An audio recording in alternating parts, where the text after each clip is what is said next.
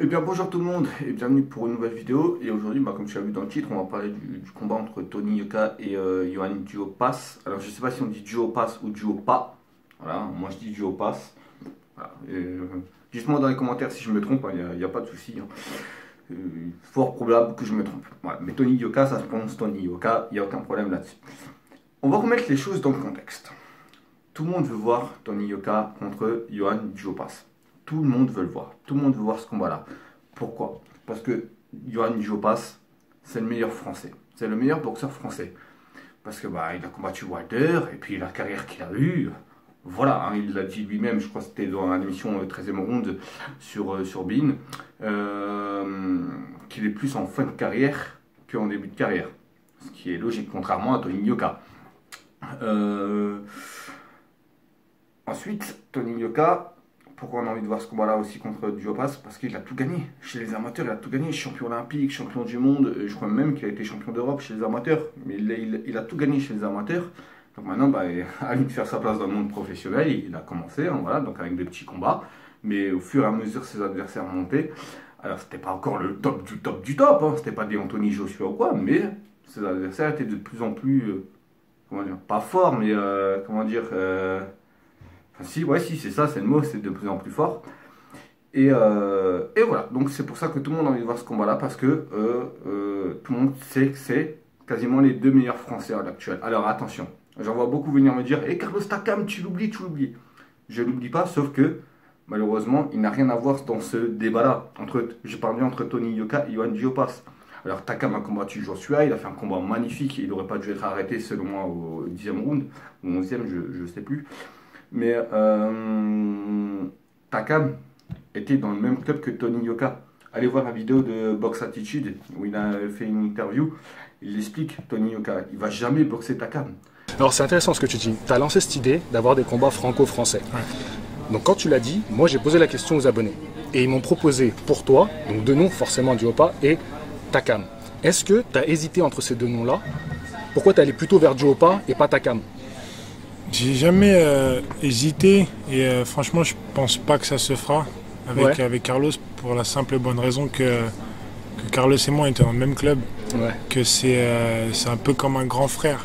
Il m'a couvé depuis, on a commencé à mettre les gants ensemble, j'avais 17-18 ans. Parce que il a grandi, il était dans le même club que lui, ils ont fait leurs armes ensemble.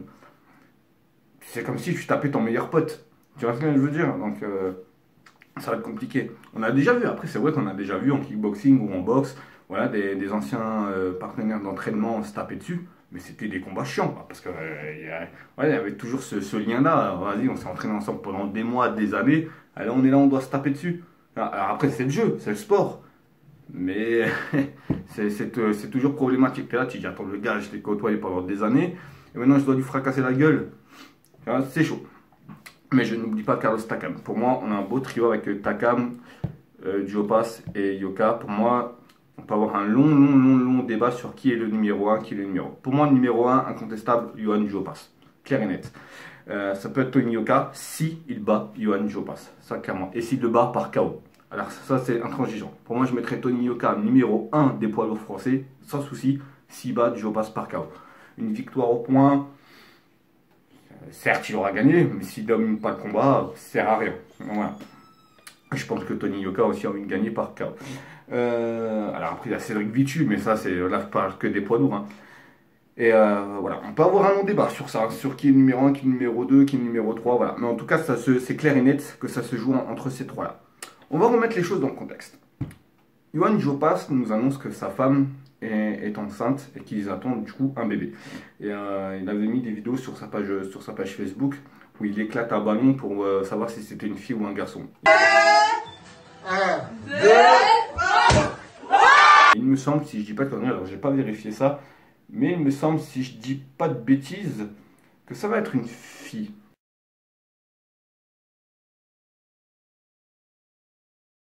Je crois que c'est une fille, si je dis pas de bêtises. De toute façon, je vous mettrai la vidéo, mais il me semble que c'est une fille.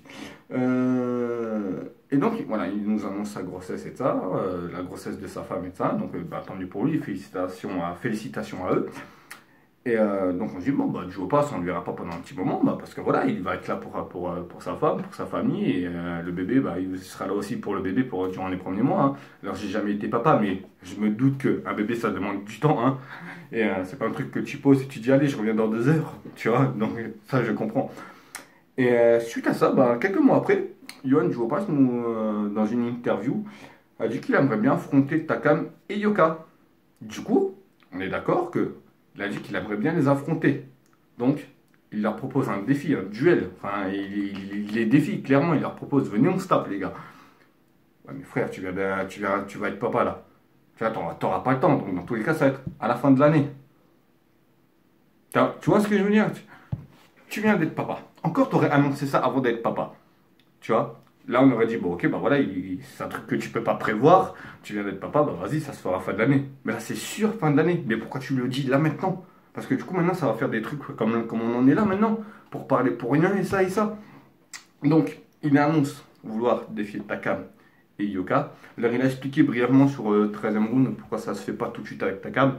Ça devait se faire, mais finalement, il a eu un autre adversaire. Enfin, ça, c'est le truc de la boxe, hein, de dernière minute. Je sais qu'il en veut pas à Takam pour ça, mais enfin bref, voilà. Et ouais, il arrive, il défie le champion olympique. Du coup, Yoka, bon, longtemps après, ça c'est vrai, à la décharge de Yoann Joe passe, longtemps après, Tony Yoka répond en direct sur Canal à ce défi-là. Enfin, longtemps après, je dis pas non plus 2 ans après, hein, mais quelques mois après. Tony Yoka répond à ce défi, il se dit bah ok, tu veux qu'on se tape, bah ok, vas-y, on le fait. Du coup, il répond à Yoann Joe passe. Et là, Yoann Joe passe, il fait le mec énervé, il fait oui, non, mais pourquoi tu l'as dit? Vas-y, on est en train d'en parler, oui, c'est vrai, mais il n'y a rien de fait, fallait pas en parler, nanana. Frère, quand toi t'en as parlé quelques mois avant, rien n'était fait non plus, apparemment. Vu que Yoka était même pas au courant que tu devais te taper. Tu vois, rien n'était fait non plus. Ça, tu vois, et Yoka il s'est pas énervé, tu vois. Voilà, on est de retour. Une petite pause, voilà. Et du coup, voilà, j'en ai tout moi. Ouais, donc, Yoann Joe passe, tu fais le mec énervé, voilà, bah, ce combat-là, on est en train d'en parler, voilà, il a pas dit qu'il fallait pas le dire, mais ça l'a un peu saoulé, ça l'a un peu énervé. Et c'est là où j'ai pas compris l'attitude de Yoann Joe passe. Quand lui, il l'a dit quelques mois avant, rien n'était fait non plus. Rien n'était signé, rien n'était dit, ok, bah voilà, on n'avait pas des affiches ou quoi, ouais, Joe passe contre Tony Yoka au Zénith le 12 mars, tu vois, j'ai une connerie, mais voilà, tu vois. Et rien n'était fait. Et Tony Yoka, bah, il s'est pas énervé, il a juste répondu à ton défi.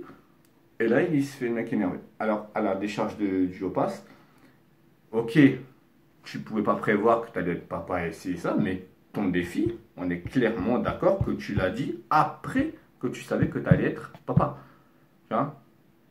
Donc moi, ce que je comprends pas, c'est dans l'attitude de Joe passe, et après, après Tony Yoka aussi, il va prendre tarif. Non, mais ce que je comprends pas dans l'attitude de Yoann Joe passe, c'est que il savait très bien, enfin, il sait très bien qu'il attend un enfant, qui veut combattre fin de l'année et tout ça, parce que bah, voilà, c'est son sport, il aime ça, pas de souci. Qui veut défier Tony Yoka, pas de souci. Qui le défie publiquement, bah, normal, hein, comme ça fait du bruit, ça fait du buzz. Je comprends ça tout à fait. Mais pourquoi le faire maintenant? Parce que maintenant, Tony Yoka il se retrouve dans une situation où il répond favorablement à son défi, et Tony Yoka il passe pour un con. Parce que voilà, maintenant, tout le monde lui dit ouais, mais voilà, c'est facile de défier Yoann Joe passe, tu sais qu'il attend un enfant, ici et ça. Il se retrouve dans cette situation-là. Alors qu'à la base des bases, c'est pas lui qui a défié Yoann Joe passe. Même s'il voulait le faire, il l'a dit à Canal, il a dit, il voulait clairement le faire, il voulait clairement avoir ce combat-là. Mais avoir un enfant, comme dit, ça se prévoit pas. C'est pas un truc que tu dis, tiens, mois de juin, je vais tomber papa, tu vois. C'est un truc que tu prévois pas. Et du coup, bah voilà, on est là dans cette situation où maintenant, bah, qu'est-ce qu'on fait? Est-ce qu'on attend fin de l'année ou pas? Du coup, dans tous les cas, apparemment, Tony Yoka doit combattre en juillet. Là, on est au mois de mars, il va nous dévoiler son adversaire ce mois-ci. On attend de savoir qui c'est.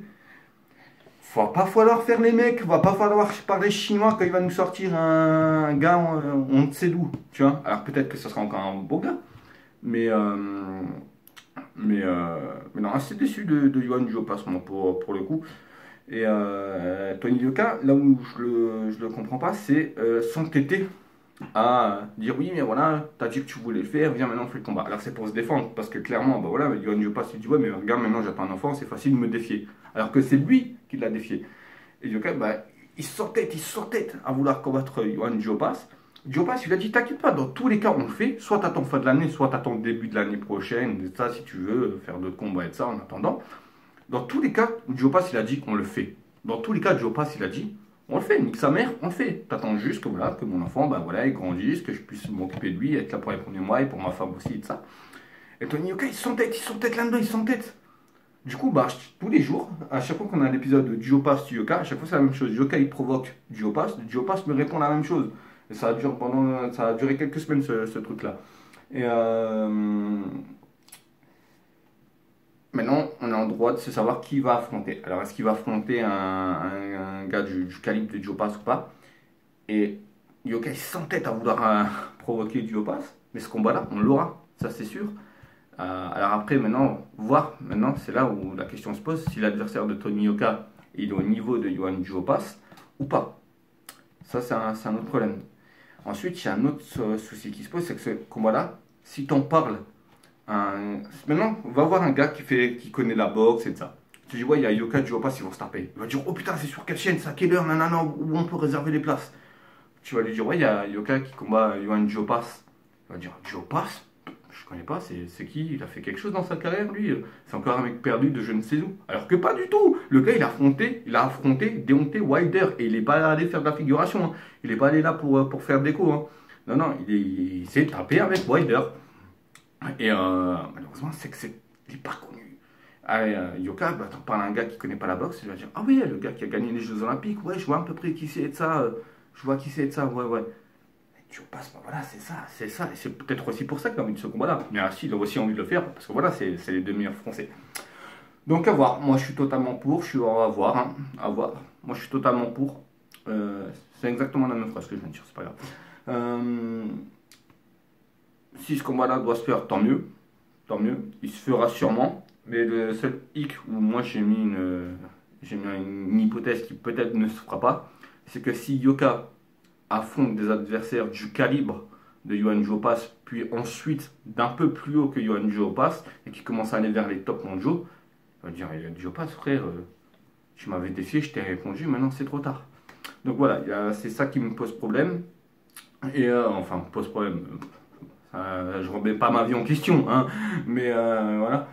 Et l'attitude un peu de Johan Jopas qui sait qu'il a entendu un enfant, défie Tony Yoka. Maintenant que Tony Yoka lui répond favorablement, il parle un peu chinois, tu vois. C'est dommage, c'est dommage, c'est dommage. Mais c'est bien parce que voilà, ça fait monter un peu la tension. Il y aura un peu de nervosité. Donc c'est bien, c'est bien, c'est bien. Tant mieux, tant mieux. Sur ce, on se retrouve demain pour une nouvelle vidéo. Prenez soin de vous, faites attention à vous, portez-vous bien. Ciao tout le monde. Peace.